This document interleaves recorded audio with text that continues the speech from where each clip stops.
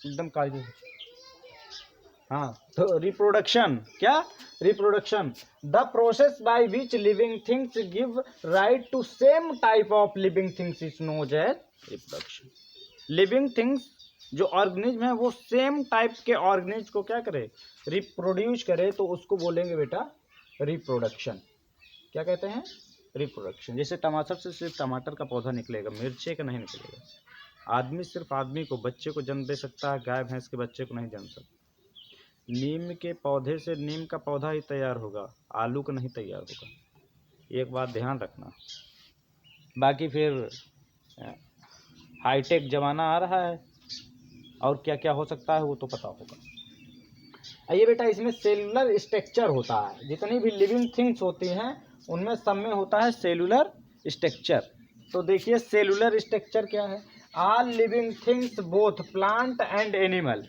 Living things में plant और animal दोनों आते हैं, तो प्लांट और एनिमल दोनों में are made up of tiny unit called cell. जिस छोटे छोटे पार्ट से मिलकर बने होते हैं उसको सेल बोलते हैं। क्या बोलते हैं?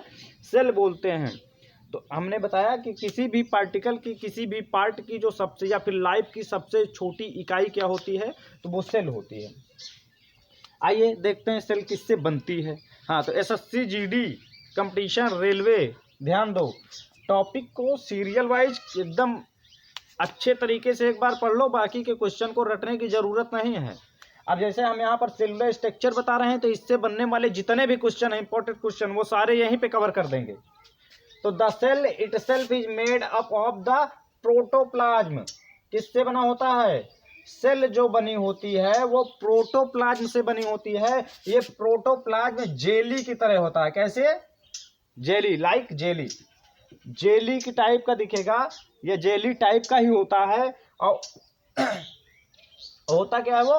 प्रोटोप्लाज्म, उससे बनती है सेल। तो सेल किससे बनती है बेटा? Protoplasm. In which type material made cell. तो टिक किस पे करना है? प्रोटोप्लाज्म। दूसरा, a dense central spot called nucleus. उस प्रोटोप्लाज्म में सबसे जो डेंस वाला पार्ट होगा, एक स्पॉट दिखेगा बेटा, उसको बोलेंगे न्यूक्लियस। क्या बोलेंगे? न्यूक्लियस। इसी को हिंदी में नाभिक कहते हैं। क्या कहते हैं? नाभिक कहते हैं। सेल के बीच में एक स्पॉट, एक खाली जगह, एक घनी जगह, कुछ भी इस टाइप का दिखता है, अलग टाइप का, तो वो आपका नाभिक होगा। क्या होगा? नाभिक। नाभिक को सेल की ब्रेन कहा जाता है। Who is the brain of cell? तो किस पे टिक करोगे? न्यूक्लियस पे। किस पे टिक करोगे? न्यूक्लियस पे। सेल के, जैसे हम लोगों का ब्रेन यहाँ पर है, दिमाग, सेरिब्रम, सेरिबेलम और मेडुला, उसी तरह आपके सेल का जो दिमाग है, सेल का दिमाग, उसका नाम क्या है? न्यूक्लियस। क्या नाम है? न्यूक्लियस। खूब अच्छे से समझिए। सेल के ब्रेन का नाम क्या है? सेल में जो ब्रेन होती है वो क्या है? न्यूक्लियस। सेल में ब्रेन का काम कौन करता है? न्यूक्लियस करता है। ऑल द प्रोटोप्लाज्म या आउटसाइड न्यूक्लियस।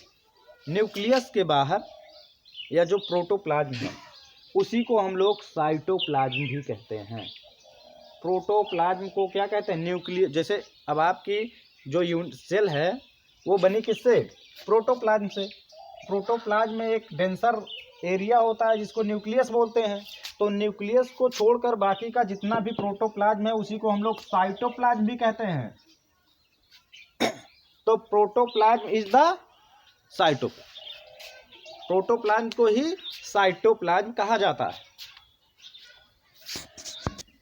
एक छोटा लेकिन बहुत इंपॉर्टेंट टॉपिक है बेटा, क्लोरोप्लास्ट। क्या है? क्लोरोप्लास्ट। क्लोरोप्लास्ट।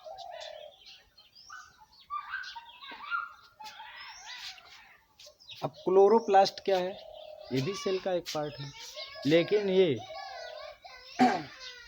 इसका जो शेप होता है ये इरेगुलर होता है और ये साइटोप्लाज्म के आसपास तैरता रहता है।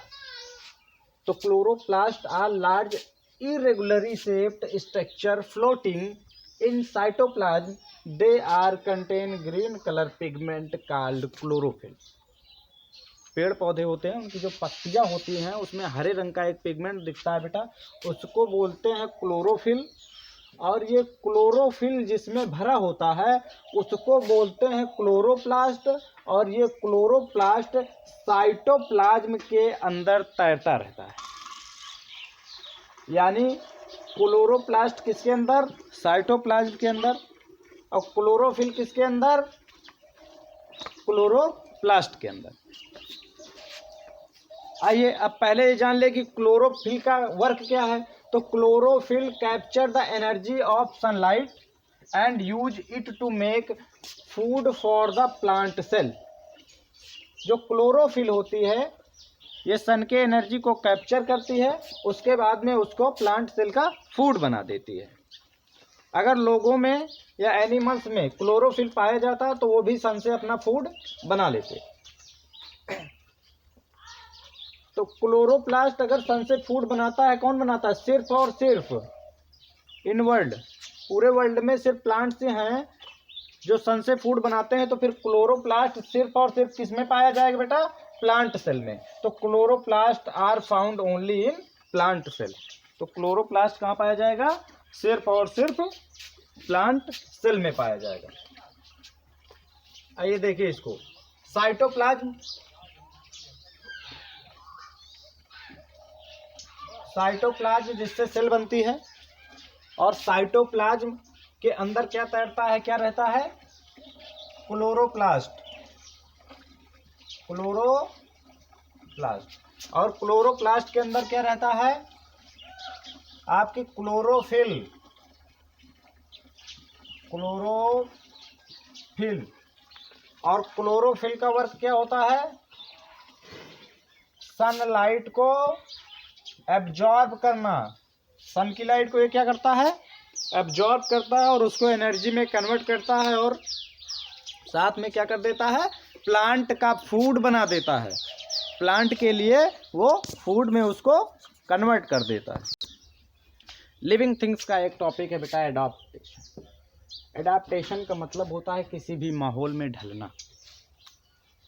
एडाप्टेशन का मतलब ये हो गया कोई भी लिविंग थिंग्स जिस टाइप के माहौल में पैदा होती है उसी माहौल में अपने आप को ढाल लेती है, इसी को बोलते हैं एडाप्टेशन।